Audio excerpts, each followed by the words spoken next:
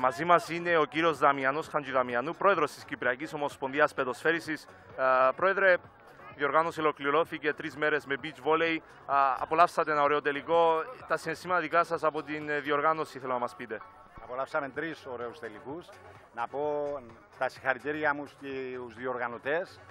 Συγχαρητήρια σε όλους τους αθλητές που έλαβαν μέρος. Συγχαρητήρια στους εθελοντές, γιατί από ό,τι γνωρίζω είναι όλο εθελοντές που διεξήγαγαν το πρωτάθλημα. Ελπίζω ότι ο κόσμος έμεινε ευχαριστημένος από το αποτέλεσμα. Ήδη ο τελευταίος αγώνας το μαρτυρά από μόνος του, 36-34, αυτά τα λέει όλα. Συγχαρητήρια σε όλους. Και για το μέλλον του beach volley στην Κύπρο θα ήθελα να μου πείτε.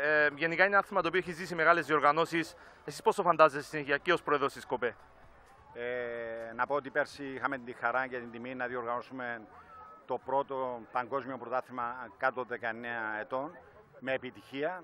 Δυστυχώς φέτος λόγω των οικονομικών δεν μπορέσαμε να το κάνουμε. Εύχομαι του χρόνου να αναλάβουμε πάλι αυτή τη διοργάνωση. Είμαι σίγουρος ότι και με τον Δήμο Παραλιμνίου και με τον Δήμο Αγίας Νάπας και τον Δήμαρχο, τον Δήμο Λάρνακας θα κάνουμε θαύματα στο χώρο του beach volley.